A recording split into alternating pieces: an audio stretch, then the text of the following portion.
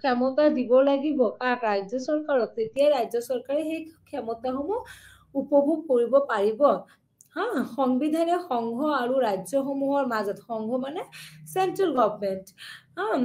আৰু ৰাজ্যসমূহৰ মাজত আইনী ক্ষমতাৰ 3 গুণ বিতৰণ কৰিছে। 246 মতে সংবিধানৰ অনুসূচিত বিষয়টি 3টা তালিকাত গণনা কৰা হৈছে। মই ক'লোৱে তোমালোকৰ ইউনিয়ন তালিকা, সেইবোৰ বস্তু থাকে যাৰ ওপৰত ইউনিয়ন বা চেন্ট্ৰেল গভৰ্ণমেণ্ট বা কেন্দ্ৰীয় চৰকাৰৰ একচেটিয়া ক্ষমতা থাকে। একচেটিয়া মানে ইউনিটেৰী পাৱাৰ। তাতে কি কৰিব নোৱাৰে, আমাৰ ৰাজ্য চৰকাৰে হস্তক্ষেপ কৰিব নোৱাৰে। অকল সেই ক্ষমতা কোনে উপভোগ কৰিব? চেন্ট্ৰেল গভৰ্ণমেণ্টে। একেদৰে তালিকা 2 বা ৰাজ্য তালিকাত এনে বস্তু অন্তৰ্ভুক্ত থাকে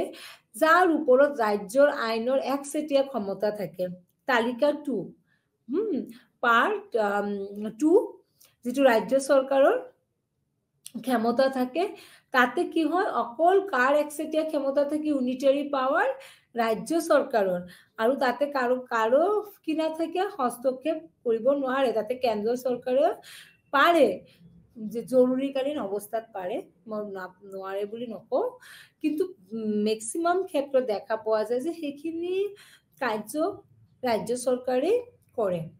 আন এটা তালিকা 3য়, যাক সমকালীন তালিকা বুলি কোৱা হয় বা কনকাৰেণ্ট লিষ্ট, য'ত এনে বিষয় অন্তৰ্ভুক্ত থাকে যাৰ ওপৰত ইউনিয়ন বা ৰাজ্যৰ দুয়োৰে ক্ষমতা আছে। আমি এতিয়া চমুকৈ তালিকা 2 আৰু তালিকা 3 আলোচনা কৰিম। 2 আৰু 3টো আমি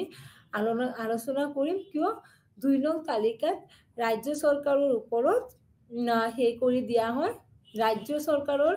অধিকাৰ দিয়া হৈছে, যিবোৰ আমাৰ ৰাজ্যৰ চৰকাৰে একচেটিয়াভাৱে একেলগে কি কৰিব? গণনা কৰে।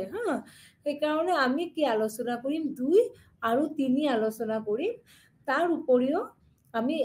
একটো আলোচনা নকৰো, সেইকাৰণে এইটো কেন্দ্ৰীয় চৰকাৰৰ ওপৰত থাকে। তালিকা 2 আৰু তালিকা 3 আমি আলোচনা কৰিম এতিয়া। তালিকা 2 আৰু তালিকা 3ত কি আছে, যেটো কোৱা হয় ষ্টেট লিষ্ট বা অৱস্থা তালিকা। ৰাজ্যৰ তালিকাত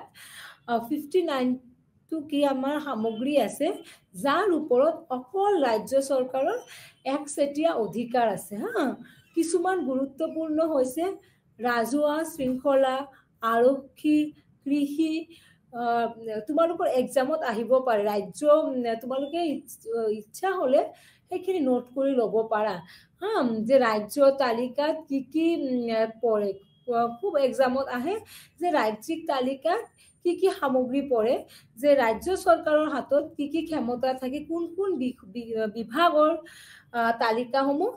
ৰাজ্য চৰকাৰৰ ওপৰত থাকে। ঠিক আছে? তেতিয়া তোমালোকে ক'ব লাগিব কি, ৰাজহুৱা শৃংখলা, আৰক্ষী, কৃষি, ৰাজহুৱা স্বাস্থ্য,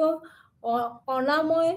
স্থানীয় চৰকাৰ আদিৰ ওপৰত। যেনেকুৱা ৰাজহুৱা শৃংখলা, আমাৰ প্ৰত্যেক ৰাজ্যৰ কি নিজ নিজ আইন শৃংখলা আছে। আইন শৃংখলা সুৰক্ষা কৰা দায়িত্ব কাৰ? ৰাজ্য চৰকাৰৰ, আমাৰ মেইনলি চিফ মিনিষ্টাৰৰ। আৰক্ষী, পুলিচক কোনে চলাব? পুলিচ ষ্টেট গভৰ্ণমেণ্টে চলায়। কৃষি যিটো এগ্ৰিকালচাৰ, কৃষি নহলে আমি মানুহে খাবই নোৱাৰিম ন। কৃষিটো আমাৰ কি মানৱ জাতিৰ কাৰণে খুব প্ৰয়োজনীয় এটা বিভাগ। নহলে মানৱ জাতি কিয়? কোনো জীৱ জন্তুৱে জীয়াই থাকিব নোৱাৰিব। বা ৰাজহুৱা স্বাস্থ্য, তোমালোকে দেখিছা আমাক COVID-19 বা যি পেণ্ডেমিক হৈছে, সেইটোত আমাক শিকাইছে, ভাৰতবৰ্ষৰ নাগৰিককো শিকাইছে, ভাৰতীয় স্বাস্থ্য বিভাগকো সেইটো বস্তু শিকাই গ'ল যে স্বাস্থ্য কিমান প্ৰয়োজন। এই মানে হেল্থ, ৰাজহুৱা হেল্থ বা আমাৰ মেডিকেল ফেচিলিটি কিমান প্ৰয়োজন হয়। কোভিডৰ সময়ত আমি প্ৰত্যেকেই সেই বস্তু অনুভৱ কৰিছো যে মেডিকেলৰ যেতিয়া এটা মহামাৰী আহে, তেতিয়া আমাৰ যে মেডিকেল বা স্বাস্থ্যৰ কিমান চব ফেচিলিটি থকা কিমান প্ৰয়োজন হয়। ৰাজ্য চৰকাৰে তোমালোকে দেখিছা আমাৰ চৰকাৰে কিমান আয়োজন কৰিছিল, কেম্প বনাব লগা হৈছে, ইমাৰ্জেঞ্চি ৰুম বনাব লগা হৈছে। কিয়? তেতিয়া এনেকুৱা কোভিডৰ টাইমত এনেকুৱা অৱস্থা হৈ গৈছিল, মানুহ ৰখাৰ হস্পিটেলত কি হৈছিল, চিট কম হৈ গৈছিল, ইমান মানুহ বেমাৰ হৈ, ইমান মানুহ কি হৈছিল, কোভিড পজিটিভ হৈছিল। সেইটো কাৰ ওপৰত পৰে, ষ্টেটৰ। আৰু যে আমাৰ ইমান মেডিকেল কলেজ হৈ আছে, সেইবোৰ চব বা আমাৰ হস্পিটেল হৈ আছে, এইটো আমাৰ এটা হিউমেন ৰাইটছৰ ওপৰত পৰে, ৰাইট টু হেল্থ। তাৰপিছত স্থানীয় চৰকাৰ আদিৰ ওপৰত, আৰু এইবোৰ হৈছে জনসাধাৰণৰ বাবে সৰ্বাধিক চিন্তাৰ বিষয়, যাক ৰাজ্যিক লেভেলৰ সৈতে ভালদৰে মোকাবিলা কৰিব পাৰি। মই যিবিলাক ক'লো, আইন শৃংখলা কোৱা, আৰক্ষী কোৱা, কৃষি কোৱা, ৰাজহুৱা স্বাস্থ্য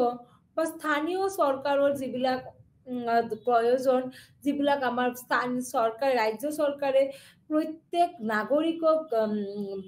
জনসাধাৰণক প্ৰদান কৰে, নিৰাপত্তা প্ৰদান কৰে, সেইবোৰ কি আমাৰ একদম প্ৰয়োজনীয় বস্তু। সেইবোৰ নহলে এটা সমাজ নাথাকিব, এটা ৰাজ্য নাথাকিব, আৰু কোনো মানুহে ভালদৰে শান্তিত জীয়াই থাকিব নোৱাৰিব।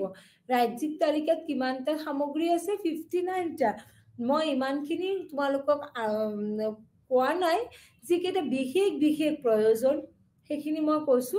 আৰু বাকীখিনি তোমালোকে পঢ়িলেই পাবা। যে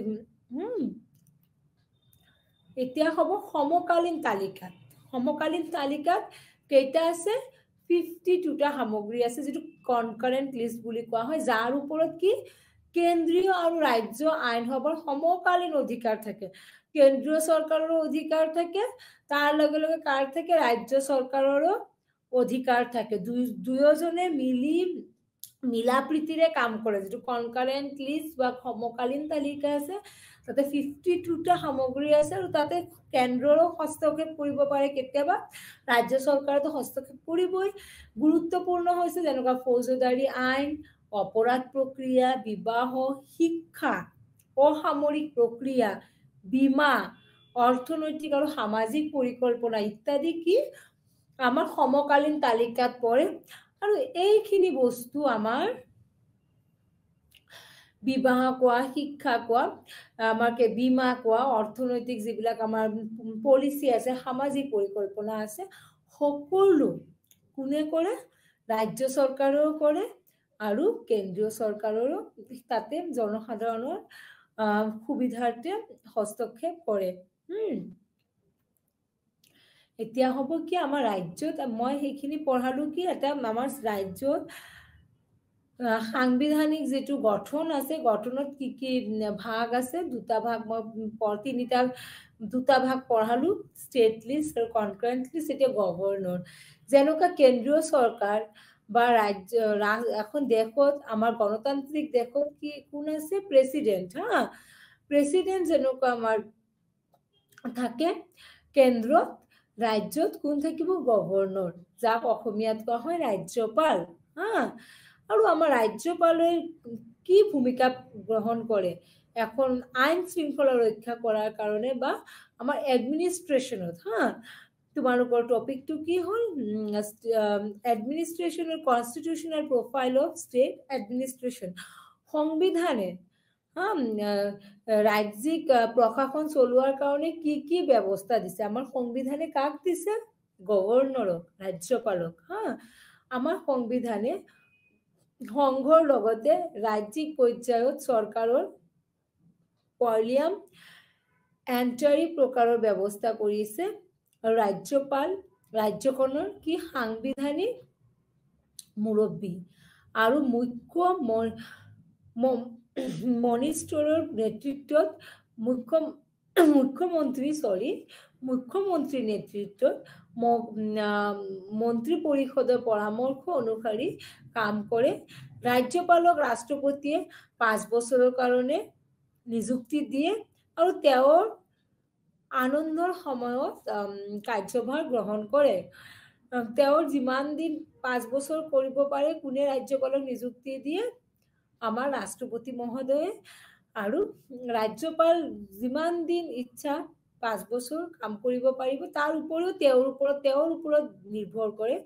তেওঁ ইচ্ছা হলে ৰেজিগনেশ্যন দিবও পাৰে আৰু ৰাজ্যপাল কি হয় এখন ৰাজ্যৰ মুৰব্বী বা হেড তেওঁৰ ওপৰত নিৰ্ভৰ কৰি তেওঁৰ ওপৰত কি কৰে গোটেই ৰাজ্যখন নিৰ্ভৰ কৰে হা যেনেকুৱা তোমালোকে শুনিছা ৰাষ্ট্ৰপতি শাসন প্ৰেসিডেন্ট ৰুল আৰু ৰাজ্য গভৰ্ণৰ ৰুলো আৰু জৰুৰীকালীন অৱস্থাত হ'ব পাৰে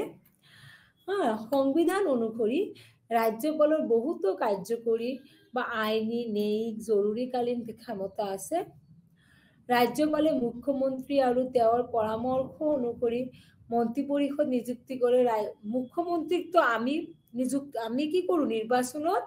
আমি জনসাধাৰণে নিৰ্বাচনত এজন ব্যক্তিক মুখ্যমন্ত্ৰী হিচাপে নিযুক্তি কৰো আৰু তেওঁক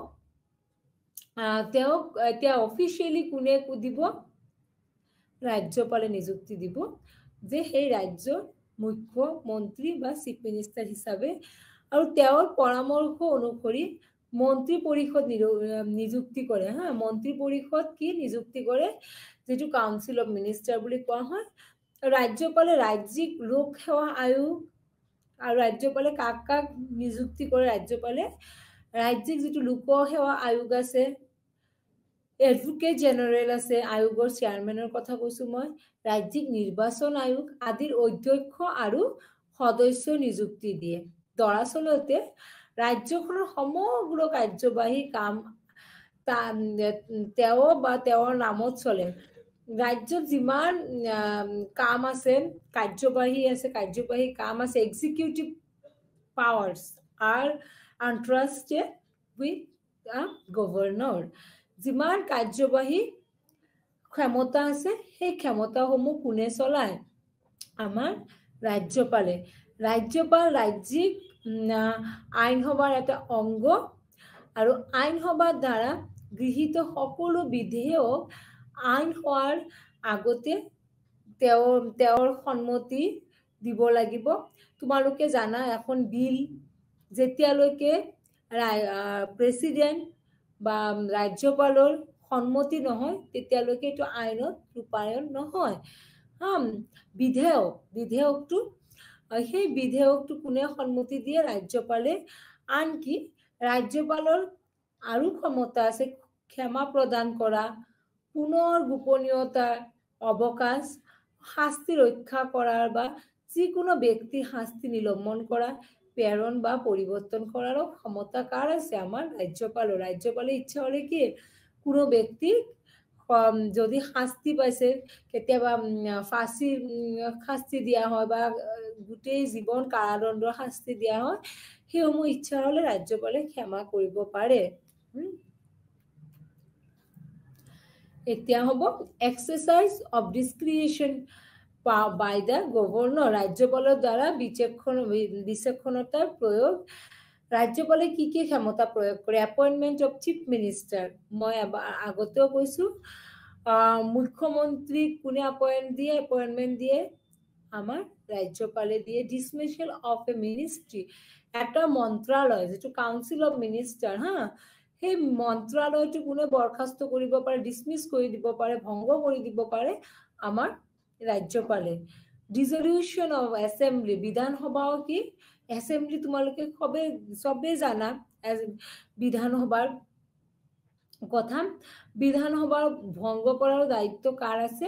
আমাৰ ৰাজ্যপালৰ ইউজ অফ ইমাৰ্জেন্সি পাওয়াৰ জৰুৰীকালীন ক্ষমতা ৰাজ্যপালে যিকোনো সময়ত কি কৰিব পাৰে আমাৰ ক্ষমতা যেটো জৰুৰীকালীন ক্ষমতা ব্যৱহাৰ কৰি দিব পাৰে যেতিয়া ষ্টেটত কোনো ইনডিসিপ্লিন হৈছে কিবা ইমাৰ্জেন্সি হৈছে মানুহৰ মাজত কাজিয়া পেছাল হৈছে বিভিন্ন জনগোষ্ঠীৰ মাজত কাজিয়া পেছাল হৈছে তেতিয়া কি কৰা হয় ইউজ অফ ইমাৰ্জেন্সি পাওয়াৰ হয় আৰু ইমাৰ্জেন্সি পাওয়াৰ কাৰ ওপৰত থাকে ৰাজ্যপালৰ ওপৰত হা এখিনি হল কিছুমান ডিসক্ৰিশন পাওয়াৰ by the governor এতিয়া মই পঢ়াম তোমালোকক গভৰ্ণৰ খিনি সকে বুজি পাইছাই গভৰ্ণৰ বা ৰাজ্যপাল কি ৰাজ্যপাল এটা আমাৰ কনস্টিটিউশনৰ দ্বাৰা দিয়া কনষ্টিটিউশ্যনে দিয়া এটা পদ আৰু তেওঁ কি হয় এটা ৰাজ্যৰ প্ৰধান হয় আৰু তেওঁ মুখ্যমন্ত্ৰী বা অন্যান্য মন্ত্ৰীসকলক তেওঁ নিযুক্তি দিয়ে আৰু ৰাজ্যপাল 5 বছৰৰ কাৰণে নিযুক্তি দিয়া হয় কোনে দিয়ে প্ৰেসিডেন্টে দিয়ে আৰু ৰাষ্ট্ৰপতিয়ে দিয়ে আৰু ৰাজ্যৰ প্ৰধান মুৰব্বী সেইখিনি হল ৰাজ্যপালৰ কথা তেওঁ হ'ব ষ্টেট লেজিসলেচাৰ সেইটো এটা কি আমাৰ কনষ্টিটিউশনাল প্ৰফাইল বা আমাৰ সংবিধানে প্ৰদান কৰা এটা অংগ ৰাজ্যিক যেটো আইন সভা আইনে নীতি প্ৰণয়নৰ পৰিকাঠামো প্ৰদান কৰে আৰু চৰকাৰক নীতিসমূহ ৰূপায়ণ কৰাৰ ক্ষমতা প্ৰদান কৰে ৰাজ্যিক পৰ্যায়ত প্ৰয়োজনীয় আইনী পৰিকাঠামো প্ৰদান কৰাৰ কাম ৰাজ্যিক আইন সভাৰ দ্বাৰা সম্পাদন কৰা হয় ভাৰতত ৰাজ্যিক আইন সভাৰ সংগঠনত কোনো একতা নাই আমাৰ সংবিধানে প্ৰদান কৰে যে প্ৰত্যেক ৰাজ্যত কমেও এখন কি থাকিব লাগিব সদন থাকিব লাগিব সদন মানে লেজিসলেচাৰ য'ত 60 পৰা 500 সদস্য থাকিব লাগিব কিছুমান ৰাষ্ট্ৰ ভাগ কৰা ৰাজ্য বাদ দিয়া হৈছে যেনেকৈ সিকিম গোৱা মিজোৰাম তাতে বাদ দিয়া হৈছে তাতে ৰাজ্যিক আইন সভা নালাগে আৰু যেটো আঞ্চলিক সমষ্টিৰ পৰা সাৰ্বজনীন প্ৰাপ্তবয়স্ক ভোটাধিকাৰৰ আধাৰত প্ৰত্যক্ষ নিৰ্বাচনৰ দ্বাৰা বাছনি কৰা হয় স্টেট লেজিসলেচাৰ বা আইনী যিবিলাক আমাৰ সৰকাৰ হে আছে ৰাজ্যিক আইন সভাত কোনে যাব লেজিসলেচাৰত আমাৰ প্ৰত্যক্ষভাৱে ভোটদান কৰি আমি জনসাধাৰণ যেহেতু আমি ডেমক্ৰেসি কান্ট্ৰিত থাকো ন আমি গণতান্ত্ৰিক ৰাষ্ট্ৰ থাকো গণতান্ত্ৰিক ৰাষ্ট্ৰত কি হয় প্ৰত্যেক মানুহে ভোটদান কৰে আৰু ভোটদানৰ জৰিয়তে আমি মন্ত্ৰীসকলক বাছনি কৰো আৰু ৰাজ্যিক আইন সভাত তেওঁলোকে যায় এতিয়া লেজিসলেটিভ প্ৰসিডিউৰ আইনী প্ৰক্ৰিয়াত কি থাকে ৰিগাৰ্ডিং আ মানি বিল এটা ধন বিল সম্পৰ্কে যদি আমি কো বিল ধন যেটো আমাৰ ধন বিল বা মানি বিল প্ৰথমত কোড পাস কৰিব লাগিব ৰাজ্য লেজিসলেটিভ এসেম্বলি আইনী প্ৰক্ৰিয়া ৰিগাৰ্ডিং এনি বিল আদাৰ দেন মানি বিল ধনৰ বিলৰ বাজেটৰ কথা তোমালোকে শুনিছা ষ্টেট লেজিসলেচাৰ পাস হয় ধনৰ বিলৰ বাহিৰেও আন যিকোনো বিলটো তাৰপিছত কি হয় কনভাৰ্টেড ইনটু ল তাতেও কি কৰা হয় স্টেট লেজিসলেচাৰৰ হস্তক্ষেপ থাকে আৰু গভৰ্ণৰৰ ভেটো পাৱাৰৰ ওপৰতো কি আমাৰ ৰাজ্যপালৰ লেজিসলেচাৰৰ ওপৰত হাত থাকে এতিয়া লেজিসলেটিভ কন্ট্ৰোল ওভাৰ এডমিনিষ্ট্ৰেশন প্ৰশাসনৰ ওপৰত আইনী নিয়ন্ত্ৰণ আমাৰ যে প্ৰশাসন আছে তাৰ ওপৰত আইনী কি নিয়ন্ত্ৰণ আছে লেজিসলেটিভ কন্ট্ৰোল ওভাৰ এডমিনিষ্ট্ৰেশন লেজিসলেটিভ কেনেকে কন্ট্ৰোল কৰে প্ৰশাসনক এডমিনিষ্ট্ৰেশন লেজিসলেচাৰ আইন সভায় আইনী নিয়ন্ত্ৰণ কৰে এসেম্বলি কোয়েশ্চন এসেম্বলি তোমালোকে সবে দেখিছা এসেম্বলিত কি হয় প্ৰশ্ন সুধাহুধি হয় প্ৰশ্ন সুধে বিধানসভাৰ সদস্যসকলৰ চৰকাৰৰ পৰা প্ৰশ্ন সুধাৰ অধিকাৰ আছে বিধানসভাৰ যিবিলাক সদস্য আছে তেওঁলোকৰ সদস্যসকলে কি কৰে চৰকাৰক বিভিন্ন ধৰণৰ প্ৰশ্ন সুধে কি সম্পৰ্কত প্ৰশ্ন সুধিব জনসাধাৰণৰ সম্পৰ্কত ৰাজ্যত কি কাম কৰিছে চৰকাৰে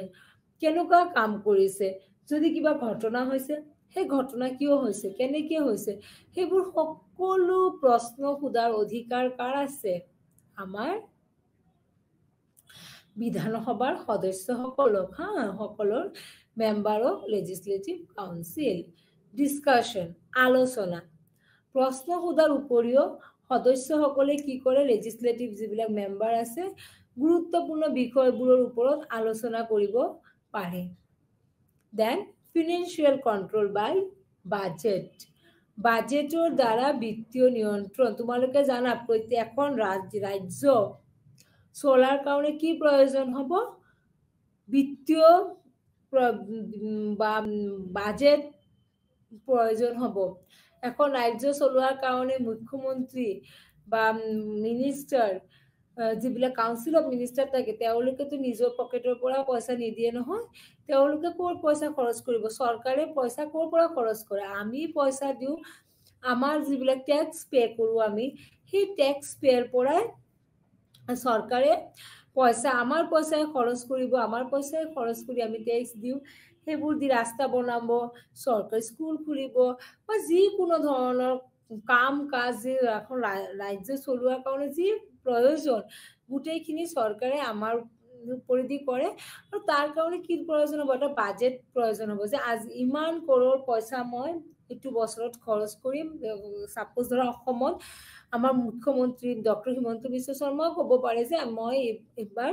ইমান হাজাৰ কৰোৰ টকা মই খৰচ কৰিম অসমৰ উন্নতিৰ কাৰণে। সেইটো কাৰণে কি কৰিব লাগিব, এখন বাজেট বনাব লাগিব, প্ৰত্যেক ডিপাৰ্টমেণ্ট প্ৰত্যেক বিভাগক এটা এটা কি দিব লাগিব,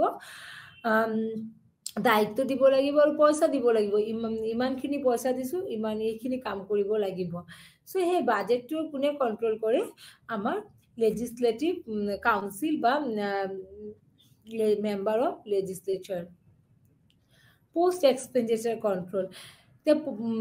পোস্ট ব্যয় নিয়ন্ত্ৰণ যে ৰাজ্যিক আইনসভাই অডিটৰ আমাৰ যে আছে অডিটৰ অফ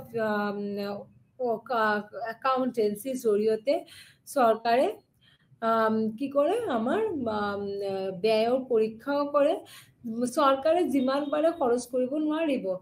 খৰচ কৰাৰ হিচাপো দিব লাগিব, কাক দিব লাগিব, controller and auditor general and তাতে আমাৰ মেম্বাৰ অফ লেজিসলেটিভ কাউন্সিলৰ তেওঁলোকে কি কৰিব, তেওঁলোকে কোৱেশ্যন কৰিব। আমাৰ সংবিধানে এক সংগত একাউণ্ট আৰু অডিট প্ৰণালীৰ ব্যৱস্থা আছে। CAG controller of auditor general যে ৰাজ্য চৰকাৰৰ হিচাপ পৰীক্ষা কৰে, ৰাজ্যপালৰ জৰিয়তে তেওঁৰ প্ৰতিবেদন এছেম্বলিলৈ যাব, ৰাজ্যপালে ক'ত দিয়ে, এছেম্বলিত কিমান খৰচ কৰিছে, কিমান সেই হৈছে, এইখিনি গোটেই খৰচৰ হিচাপ দিব লাগে, যেটো কোৱা হয় post expenditure control. Then state council of minister, ৰাজ্যিক মন্ত্ৰী পৰিষদ। ৰাজ্যিক মন্ত্ৰী পৰিষদ কি, ৰাজ্যখনৰ কাৰ্যবাহী ক্ষমতা ৰাজ্যপালৰ নামত সংকটগ্ৰস্ত হৈছে, যি হৈছে ৰাজ্যখনৰ সাংবিধানিক মুৰব্বী, কিন্তু ৰাজ্যপালে তেওঁ সহায় আৰু পৰামৰ্শ দিবলৈ মুখ্যমন্ত্ৰীক মুৰব্বী হিচাপে কি কৰে, নিযুক্তি দিয়ে। মুখ্যমন্ত্ৰী মন্ত্ৰী পৰিষদ এখন ৰাখিব লাগিব, যাক কোৱা হয় কাউন্সিল অফ মিনিষ্টাৰ। মুখ্যমন্ত্ৰীৰ উপৰিও কিছুমান কেবিনেট মিনিষ্টাৰ থাকে, তেওঁলোকক এটা এটা কি দিয়া হয়, যেনেকুৱা বিত্তীয় মন্ত্ৰী, কৃষি মন্ত্ৰী, এডুকেশ্যন মিনিষ্টাৰ, ৰোড ডিপাৰ্টমেণ্টৰ মিনিষ্টাৰ, চবত গড় কাপ্তানি যিটো মন্ত্ৰী বুলি কোৱা হয়, বা মহিলা সবলীকৰণৰ কাৰণে women power empowerment department, women and social empowerment, এইবিলাক কি গোটেই পৰিষদ এটা আমাৰ থাকে। আৰু মুখ্যমন্ত্ৰীৰ পৰামৰ্শ অনুসৰি ৰাজ্যপালে মন্ত্ৰী পৰিষদ নিযুক্তি কৰে। মুখ্যমন্ত্ৰীৰ কি পৰামৰ্শ অনুসৰি ৰাজ্যপালে মন্ত্ৰী পৰিষদ নিযুক্তি কৰে, আৰু ৰাজ্যপালৰ আনন্দৰ সময়ত কাৰ্যভাৰ গ্ৰহণ কৰে। কেন্দ্ৰীয় চৰকাৰৰ আহিব ৰাজ্য চৰকাৰৰ মন্ত্ৰী নিম্নলিখিত শ্ৰেণীত আমাৰ ভাগ কৰিব পাৰি, যেনেকুৱা cabinet minister, minister of state, ৰাজ্যিক মন্ত্ৰীসকল, ডিপুটি মিনিষ্টাৰ, উপমন্ত্ৰী। এতিয়া আটাইতকৈ গুৰুত্বপূৰ্ণ কথা হ'ল কি, chief minister. Council of minister পঢ়িলা তোমালোকে, ৰাজ্যপাল পঢ়িলা, ষ্টেট লেজিসলেচাৰ পঢ়িলা, তাৰপিছত আমাৰ ষ্টেটত কি কি ভাগ কৰা হৈছে, ষ্টেট ৰাজ্য আৰু কেন্দ্ৰীয় চৰকাৰৰ মাজত পাৱাৰখিনি পঢ়িলা। এতিয়া চিফ মিনিষ্টাৰ কি, আমাৰ ভাৰতবৰ্ষত এনেকুৱা যে ৰাষ্ট্ৰপতিক যদিও আমি একদম ভাবো যে প্ৰথম চব কাম ৰাষ্ট্ৰপতি কৰে, কিন্তু প্ৰেক্টিকেলি কোনে কৰে, আমাৰ প্ৰাইম মিনিষ্টাৰে কৰে, নহয় জানো। চেম চব কাম যদিও গভৰ্ণৰ ৰিয়েল এক্সিকিউটিভ বুলি কোৱা হয়, বাট all works are done by the chief minister. সকলো কাম আমাৰ ৰাজ্য চৰকাৰে ইনডাইৰেক্টলি কৰে হা মুখ্যমন্ত্ৰী ৰাজ্য চৰকাৰৰ সন্দৰ্ভত একে কাম কৰে যিয়ে প্ৰধানমন্ত্ৰী কেন্দ্ৰীয় চৰকাৰৰ সন্দৰ্ভত কৰে মুখ্যমন্ত্ৰী ৰাজ্যপালে নিযুক্তি দিয়ে যেতিয়া বিধানসভাত এটা ৰাজনৈতিক দলৰ নিৰপেক্ষ সংখ্যাগৰিষ্ঠতা আছে ৰাজ্যপাল কেৱল সমাৰোহৰ ভূমিকা আছে তাতে কথা হ'ল যদি যেনেকুৱা এইবাৰ আমি ইলেকশ্যনত দেখিছো অসমৰ ক্ষেত্ৰত আমাৰ এনডিএ গভৰ্ণমেণ্টে মেক্সিমাম সিট পাইছে নহয় জানো বা আমাৰ এইটো টাই আপ কৰা হৈছিল অকল এনডিএ নহয় তাৰ লগত অসম গণ পৰিষদো আছিল তো মানে বুজাবুজিৰ মাজত দুটা তিনিটা পাৰ্টিৰ মাজত কি হয় যে বুজাবুজি হৈ যায় যে আমি তিনিটা পাৰ্টিৰ মাজত যদি আমি গোটেই ভোটখিনি পাওঁ তোমাৰ পাৰ্টিৰ পৰা এজনক দিম আমি মিনিষ্টাৰৰ পদ আৰু এজনক দিম তো আৰু এটা পাৰ্টিৰ পৰা আৰু দুজনক দিম মিনিষ্টাৰৰ পদ এনেকুৱা আৰু মই কি হ'ম তাৰে মুখ্যমন্ত্ৰী হ'ম এনেকুৱা দুটা তিনিটা পলিটিকেল পাৰ্টি ৰাজনৈতিক দলৰ মাজত সেইটো এটা বুজাবুজি হৈ যায় ইলেকশ্যনৰ আগতে হা যেটো কোৱা হয় কোঅপাৰেশ্যন কৰি লোৱা হয় আৰু তাৰ লগতে কি হয় যোনে মুখ্যমন্ত্ৰী হ'ব সেইটো বেছিভাগ ক্ষেত্ৰত কি হয় আগতে সেই মানে প্ৰিডিকশ্যন কৰি দিয়া হয় কিন্তু এইবাৰ আমাৰ আগতে কৰা নাছিলে তোমালোকে দেখিছা 1 উইক পিছত আমাৰ মুখ্যমন্ত্ৰী কোন হ'ব ৰাজ্যত সেইটো আমাৰ ডিক্লেয়াৰ কৰা হৈছে এনেকুৱা ক্ষেত্ৰত বহুত ক্ষেত্ৰত হয় আৰু মুখ্যমন্ত্ৰী যোনটো পাৰ্টিত আটাইতকৈ বেছি মানে যোনে বেছি ভোট পায় তেওঁৰ পৰাই কি হয় মুখ্যমন্ত্ৰী দৰাচলতে নিযুক্তি দিয়া হয় তেওঁ কোনে দিয়ে ৰাজ্যপালে দিয়ে নিযুক্তি আৰু বেছিভাগ ক্ষেত্ৰত ৰাজ্যপাল আহে সেই সমাৰোহত মানে অকল শপত গ্ৰহণ কৰোৱাৰ কাৰণে বেছি সব কাম কি কৰে আমাৰ জনসাধাৰণে কৰি দিয়ে নহয় জানো জনসাধাৰণ মুখ্যমন্ত্ৰী কাক বনাব ভোট দি ভোটদানৰ জৰিয়তে কৰিয়ে দিয়ে তলত আমি এতিয়া কি কৰিম মুখ্যমন্ত্ৰীৰ ক্ষমতাসমূহ কৰিম যেনেকুৱা মন্ত্ৰী পৰিষদৰ সন্দৰ্ভত মুখ্যমন্ত্ৰীৰ ক্ষমতা তেওঁ মন্ত্ৰী পৰিষদৰ নেতা তেওঁ মন্ত্ৰীৰ মাজত দপ্তৰ আৱৰ্তন কৰিব পাৰে যিটো দপ্তৰ বিভিন্ন বিভাগসমূহ কোনে ভাগ কৰি দিব আমাৰ মুখ্যমন্ত্ৰী কি মন্ত্ৰী পৰিষদৰ নেতা যেটো ক্যাবিনেট মিনিষ্টাৰ যেটো থাকে ক্যাবিনেট মিনিষ্টাৰৰ মেইন নেতা কোন হ'ব লিডাৰ হ'ব মুখ্যমন্ত্ৰী আৰু তেওঁ কি কৰিব সকলোকে ভাগ কৰি দিয়ে এইটো দপ্তৰ মন্ত্ৰী তেওঁ সেইটো দপ্তৰ তেওঁ কেনেকৈ কৰি ভাগ কৰি দিয়ে তাৰপিছত ৰাজ্যপাল সন্দৰ্ভত মুখ্যমন্ত্ৰীৰ ক্ষমতা আছে ৰাজ্যপালৰ সন্দৰ্ভত মুখ্যমন্ত্ৰীৰ ক্ষমতা সংবিধানৰ কোনো ঠাইত উল্লেখ কৰা নাই যদিও এখন সন্মিলন স্থাপন কৰিবলৈ চেষ্টা কৰা হৈছিল য'ত মুখ্যমন্ত্ৰী তেওঁৰ ৰাজ্যত ৰাজ্যপালৰ নিযুক্তি সম্পৰ্কে পৰামৰ্শ ল'ব পাৰিব আমাৰ যদিও সংবিধানত মুখ্যমন্ত্ৰী কোনো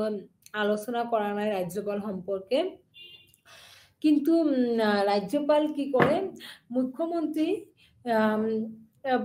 পৰামৰ্শ দিব পাৰে প্ৰেসিডেন্টক যে কোন মুখ্যমন্ত্ৰী ৰাজ্যপাল হ'ব ৰাজ্যপাল নিযুক্তি সম্পৰ্কেও তেওঁ পৰামৰ্শ দিয়ে হা মই আগতেই কৈছো আইন সভাৰ সন্দৰ্ভত মুখ্যমন্ত্ৰীৰ ক্ষমতা মুখ্যমন্ত্ৰী সদনৰ নেতা এই আনুষ্ঠানিক স্থিতিৰ উপৰিও মুখ্যমন্ত্ৰী সদনৰ প্ৰকৃত আইনী নেতৃত্ব প্ৰদান কৰে এটা অৰ্থত তেওঁ আইনী কাৰ্যসূচী নিৰ্ধাৰণ কৰে যিমান আইন ল নতুন আমাৰ ৰাজ্যত আইনবিলাক আহিছে নে নাই নতুন আইনবোৰ আহে সেই আইনবিলাক কোনে বনাব কোনে নিৰ্ধাৰণ কৰিব কোনে ক'ব যে আজি অসমত এনেকুৱা এখন আইন আহিব যি আইনৰ নতুন আইন যেনেকুৱা ভূমিৰ আইন কোৱা বা মহিলাৰ ক্ষেত্ৰত বা তোমালোকে দ্বিতীয় অফিচত দেখিছা বিভিন্ন ধৰণৰ নতুন আইন আহিছে এতিয়া আমাৰ গড়কাপ্তানি বিভাগত বা দ্বিতীয় অফিচত বা আমাৰ প্ৰত্যেক ক্ষেত্ৰতে প্ৰশাসনত ক্ষেত্ৰত সেইবিলাক কোনে বনায় সেইবিলাক আমাৰ মুখ্যমন্ত্ৰীয়ে দৰাচলতে তেওঁ এইবিলাক বনায় কৰ্মচাৰীসকলৰ সম্পৰ্কত মুখ্যমন্ত্ৰীৰ ক্ষমতা ৰাজনৈতিক উশৃংখলাৰ মুৰব্বী হোৱাৰ দ্বাৰা মুখ্যমন্ত্ৰী ৰাজ্যখন সমগ্ৰ আমোলাতন্ত্ৰ নিয়ন্ত্ৰণ কৰে। মুখ্যমন্ত্ৰী কি কৰে, এখন ৰাজ্যৰ গোটেই আমোলাতন্ত্ৰ, যিটো বিউৰ'ক্ৰেচি, অসমীয়া ইংলিছত কয় বিউৰ'ক্ৰেচি বা এডমিনিষ্ট্ৰেশ্যন, গোটেই এডমিনিষ্ট্ৰেশ্যনৰ ভাৰটো কাৰ ওপৰত থাকে, আমাৰ মুখ্যমন্ত্ৰীৰ ওপৰত। মুখ্যমন্ত্ৰী কি কৰে, ৰাজ্যখনৰ সমগ্ৰ আমোলাতন্ত্ৰ মানে বিউৰ'ক্ৰেচি সেই কৰে, সমগ্ৰ আমোলাতন্ত্ৰক নিয়ন্ত্ৰণ কৰে। আৰু তেওঁ কাক নিযুক্তি দিয়ে, যেনেকুৱা মুখ্য সচিব, chief secretary,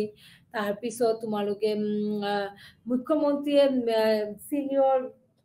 secretary, joint secretary, ছেক্ৰেটাৰীত সকলোকে নিযুক্তি দিয়ে মুখ্যমন্ত্ৰী।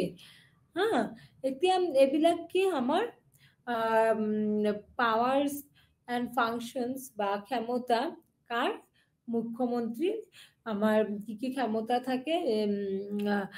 আমি তিনিটা ভাগত ভাগ কৰিব পাৰোঁ। এটা হ'ল কি powers of the chief minister in relation to council of minister, অসমীয়াত কোৱা হয় মুখ্যমন্ত্ৰীৰ মন্ত্ৰী পৰিষদৰ সন্দৰ্ভত মুখ্যমন্ত্ৰীৰ ক্ষমতা, কাউন্সিল অফ মিনিষ্টাৰৰ যিটো মই ক'লোঁ তোমালোকক। তাৰপিছত হ'ল 2 নম্বৰটো হ'ল powers of chief minister in relation to governor, গভৰ্ণৰৰ লগত কি সম্পৰ্ক। 3 number power of the chief minister in relation to legislature, গোটেই আইন নিৰ্ধাৰণ কৰাৰ ক্ষেত্ৰত কি ভূমিকা থাকে। আৰু কৰ্মচাৰী সম্পৰ্ক, যিটো আমাৰ bureaucracy, chief minister relation with personnel bureaucracy. এইখিনি হ'ল কি আমাৰ constitutional profile of state administration. Constitutional profile of state administration বুলি ক'লে আমি কি ভাবিব লাগিব, আমি দৰাচলতে তিনিটা ভাগত ভাগ কৰিব লাগিব। প্ৰথমত আহিব গভৰ্ণৰ, তাৰপিছত প্ৰথমত থাকিব কি আমাৰ গভৰ্ণৰৰ আগতো থাকিব কি লিষ্ট থাকিব, 3টা list, union list, state list and concurrent list. কেন্দ্ৰীয় চৰকাৰ, কেন্দ্ৰীয় স্থিতি, ৰাজ্যিক স্থিতি আৰু আমাৰ কনকাৰেন্স লিষ্ট, এই 3টা লিষ্টৰ কথা পঢ়িব লাগিব। ইয়াৰ উপৰি পঢ়িব লাগিব, প্ৰথমতে পঢ়িব লাগিব গভৰ্ণৰ। গভৰ্ণৰ বা ৰাষ্ট্ৰপতি, গভৰ্ণৰ বা ৰাজ্যপালৰ কথা পঢ়িব লাগিব। ৰাজ্যপালৰ কি পাৱাৰ থাকে, ফাংচন থাকে ষ্টেটৰ ওপৰত। এইখিনি পঢ়াৰ পিছত তোমালোকে ষ্টেট লেজিছলেচাৰ খুব ইম্পৰ্টেণ্ট, সেইটো পঢ়িব লাগিব। তাৰপিছত পঢ়িব লাগিব chief minister, council of minister. এইখিনি পঢ়াৰ পিছত আমি কনক্লুশ্যনত যদি যাওঁ, তেতিয়া আমি চাব পাৰোঁ যে আমাৰ সাংবিধানিক বিভিন্ন ধৰণে কি আছে, ফেডাৰেলিজমৰ বৰ্ণনা কৰা হৈছে, যাৰ একক পক্ষপাতিত্ব আছে। ফেডাৰেল পক্ষপাতিত্বৰ সৈতে একক। আমাৰ সংবিধানত কি বিভিন্ন ধৰণে ফেডাৰেল হিচাপে বৰ্ণনা কৰা হৈছে। ফেডাৰেল চিষ্টেম বা যাৰ একক পক্ষপাতিত্ব আছে, কিছুমান কি আছে একক ইউনিটাৰী পাৱাৰ আছে বা ফেডাৰেল পক্ষপাতিত্বৰ সৈতে একক। আৰু এই বৰ্ণনাবোৰলৈ নোযোৱাকৈ ক'ব পাৰোঁ যে আমাৰ সংবিধানে কেন্দ্ৰীয় চৰকাৰ আৰু ৰাজ্য চৰকাৰৰ মাজত এক গুৰুত্বপূৰ্ণ ক্ষেত্ৰৰ সৈতে কাৰ্য বিভাজনৰ ব্যৱস্থা কৰিছে, য'ত তেওঁলোকৰ কাৰ্যকলাপ অতিক্ৰম কৰে। আমাৰ সংবিধানে কি দিছে, কেন্দ্ৰীয় চৰকাৰ আৰু ৰাজ্য চৰকাৰৰ মাজত এক গুৰুত্বপূৰ্ণ কাৰ্য বিভাজন বা কাম কাজৰ ভাগ কৰি দিছে, য'ত তেওঁলোকৰ কাৰ্যকলাপ অতিক্ৰম কৰে। ৰাজ্যিক তালিকাত দিয়া যিবিলাক আমাৰ আইটেম আছে বা যিবিলাক সামগ্ৰী আছে, ওপৰত ৰাজ্যিক আইনসভাৰ একচেটিয়া অধিকাৰ আছে। আনহাতে কেন্দ্ৰীয় চৰকাৰৰ ইউনিয়নৰ তালিকাত দিয়া সামগ্ৰীৰ ওপৰত একচেটিয়া অধিকাৰ আছে। কেন্দ্ৰীয় চৰকাৰ যিবিলাক ইউনিয়ন লিষ্টত থাকে। এনেদৰে এই গোটটোত আমি ৰাজ্য প্ৰশাসনৰ সাংবিধানিক পৰিকাঠামোৰ বিষয়ে আলোচনা কৰিছোঁ, যিটো আমাৰ কি ৰাজ্য প্ৰশাসনৰ যিটো সাংবিধানিক কাঠামো সংবিধান মই আগতে কৈছো সংবিধান হ'ল মূল ভেটি সংবিধান পাৰ হৈ কোনো কাম নকৰে সো সেইকাৰণে কি সংবিধানৰ যিবিলাক প্ৰশাসনিক আইনী ব্যৱস্থা আছে সেইসমূহ আলোচনা কৰাৰ ৰাজ্য চৰকাৰক দিছে ৰাজ্যিক তালিকা আৰু সমকালীন তালিকাটো কি অসমীয়াত কোৱা হয় সমকালীন তালিকা ইংলিছত কোৱা হয় কনকাৰেন্ট লিষ্ট তালিকাৰ সন্দৰ্ভত ৰাজ্য চৰকাৰৰ ক্ষমতা স্পষ্ট কৰা হৈছে ৰাজ্য চৰকাৰ কি ক্ষমতা থাকিব আৰু সমকালীন ষ্টেট লেজিসলেচাৰ আৰু কনকাৰেন্ট লিষ্টত কি ক্ষমতা থাকিব সেইটো আমাৰ সংবিধানে একদম স্পষ্ট কৰি দিছে আমি ৰাজ্যপাল আৰু ৰাজ্যিক মন্ত্ৰী পৰিষদৰ ভূমিকাৰ বিষয়ে আলোচনা কৰিছো আমি ইয়াৰ উপৰিও কি আলোচনা কৰিলো যে ৰাজ্যপালৰ কথা আৰু ৰাজ্যিক মন্ত্ৰী পৰিষদৰ ভূমিকাৰ বিষয়ে আমি আলোচনা কৰিছো ৰাজ্যিক পৰ্যায়ত প্ৰকৃত কাৰ্যবাহী মুখ্যমন্ত্ৰীৰ ক্ষমতা স্পষ্টভাৱে মোকাবিলা কৰা হৈছে মুখ্যমন্ত্ৰী কেনেকৈ কাম কৰে স্পষ্টভাৱে আমি আলোচনা কৰিছো মুখ্যমন্ত্ৰী কি কাম কৰে মুখ্যমন্ত্ৰীৰ দৰাচলতে তেওঁ প্ৰেক্টিকেলি কি কাম কৰে হা তাৰপিছত গোটেই ৰাজ্যিক আইনসভাৰ ভূমিকা বৰ্ণনা কৰিছো গোটেই মানে যিটো ৰাজ্যিক আইনসভা ষ্টেট লেজিসলেচাৰ আৰু সংঘ যিবিলাক আমাৰ কাউন্সিল আছে ৰাজ্যসমূহৰ মাজত যিবিলাক আমাৰ সম্পৰ্কৰ উদীয়মান প্ৰৱণতাবোৰ উলিয়াই আনিছো আমি সেই ইয়াৰ জৰিয়তে ইয়াৰ উপৰিও আমি সংঘ বা ৰাজ্যসমূহৰ উদীয়মান যিবিলাক প্ৰৱণতা আছে এইবোৰ আমি আলোচনা কৰিছো এতিয়া যদি আমি প্ৰথমৰ পৰা পঢ়িব যাওঁ কনস্টিটিউশনাল প্ৰফাইলৰ প্ৰথমত পঢ়িব গ'লে কি হ'ব যে আমাৰ ডিস্ট্ৰিবিউশন অফ পাৱাৰটো কি কৰা হৈছে দুটা ভাগত ভাগ কৰা হৈছে কেন্দ্ৰীয় চৰকাৰ আৰু ৰাজ্য চৰকাৰৰ মাজত আৰু তাৰে তিনিটা ভাগ আছে state list central list concurrent list প্রথমটো হল central list central list state list and concurrent list রাজ্যিক সরকার কেন্দ্ৰীয় তালিকা ৰাজ্যিক তালিকা আৰু সমকালীন তালিকাৰ কথা আমি পঢ়িছো তাৰপিছত আমি গভৰ্ণৰ কি governor is satisfied that situation has arisen wherein administration of the state cannot be carried according to the constitution. Governor কি এখন রাজ্য সংবিধানে প্রদান করা একটা পোস্ট বা একটা বিভাগ বা একটা গভর্নর এখন ৰাজ্যৰ প্ৰধান কি হব মুৰব্বী হব আৰু তেওঁ গোটেই ৰাজ্যখন চলাব তেওঁৰ ওপৰত আমাৰ তেওঁ গোটেই বিল কোৱা আইন কোৱা সব তেওঁ সিগনেচাৰ কৰিলে সেইটো পাস হ'ব এইটো তাৰপিছত আহিব আমাৰ লেজিসলেচাৰৰ কথা তাতে কি মানি বিল যেটো বিত্তীয় সম্পৰ্কীয় যেটো বিল আছে মানি বিল can originated only in legislative assembly not in the council legislative assembly বা আইন সভাত আমাৰ মানি বিল বা আইন যেটো আমাৰ বিত্তীয় সম্পৰ্ক বিল আছে হেতু আমাৰ তাতে প্ৰেজেন্ট কৰা হ'ব তাতে এখন পাস কৰা হয় council cannot reject modify a bill passed by assembly মানে council মানে cabinet এখন বিল যেতিয়া পাস হৈ যাব assembly সেইখন ৰিজেক্ট কৰিব নোৱাৰে and it তাৰ উপৰিও আমাৰ আমি পঢ়িছো কি assembly question তোমালোকে দেখিছা assemblyত কি কৰা হয় গভৰ্ণৰ বিভিন্ন ধৰণৰ কোৱেশ্চন কৰে বিৰোধী দলৰ নেতা সকলে কৰে তাৰ পিছত জুন দলৰ জুন বৰ্তমান চলিত দলৰ নেতা সকলে তাতে বিভিন্ন ধৰণৰ আলোচনা কৰা হয় আলোচনা কোৱেশ্চন কৰা হয় কিহৰ বিষয়ে সমাজৰ বিষয়ে ৰাজ্যৰ বিষয়ে কেনেকৈ ৰাজ্য উন্নতি হ'ব পাৰে সেই সমূহ বিভিন্ন ধৰণৰ আলোচনা কৰা হয় তাৰপিছত আমাৰ যিবিলাক মানে ফিনান্সিয়াল কন্ট্ৰোল বাই বাজেটৰ আলোচনা ক'ত হয় ষ্টেট এডমিনিষ্ট্ৰেশ্যন যেটো আমাৰ কনস্টিটিউশনাল প্ৰফাইলত দিছে যে বাজেটেৰ আলোচনাও তাতে হয় বাজেট এখন বিত্তীয় বৰ্ষত পাছ কৰা হয় তাৰপিছত পোস্ট এক্সপেন্ডিচাৰ কন্ট্ৰোলৰ কথা মই কৈছো যে এক্সপেন্ডিচাৰ খালি চৰকাৰে পইচা খৰচ কৰিলে নহব বা সেইখিনি ক'ত কেনেকে খৰচ কৰিছে সেইখিনিও হিচাপ দিব লাগিব সেইখিনি হিচাপ কোনে দিব সেইখিনি হিচাপ মুখ্যমন্ত্ৰীয়ে দিব লাগে তাৰপিছত কন্ট্ৰোল থ্ৰু লেজিসলেটিভ কমিটি আমাৰ এখন কমিটি আছে সেই কমিটিয়ে লেজিসলেটিভ যেটো কমিটি আছে লেজিসলেটিভ কমিটি সেই কমিটিয়ে যেটো কন্ট্ৰোল অফ অডিটৰ জেনাৰেল তাতে সেই কন্ট্ৰোল কৰা হয় গুটেইখিনি তাৰপিছত মিনিষ্ট্ৰি ৰেসপন্সিবিলিটি প্ৰত্যেক নেতাৰ বা প্ৰত্যেক মিনিষ্টাৰৰ কি থাকে মন্ত্ৰীৰ এটা দায়িত্ব থাকে আৰু এই দায়িত্বসমূহ কি আমাৰ সংবিধানে একদম স্পষ্টভাৱে দিছে তেওঁলোকৰ কি দায়িত্ব সাপোজ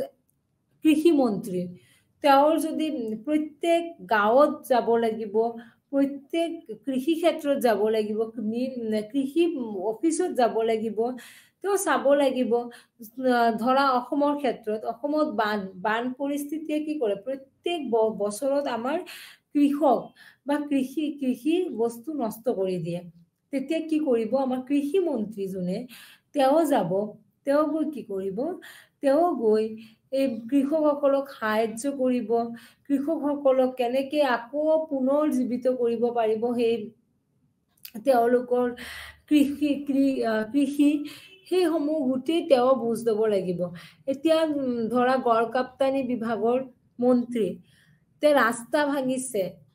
তেওঁ এইটো মন্ত্ৰীৰ দায়িত্ব হ'ব তেওঁ গৈ চাব লাগিব তেওঁ আমাৰ পিডব্লিউডি বা যিবিলাক বিভাগ আছে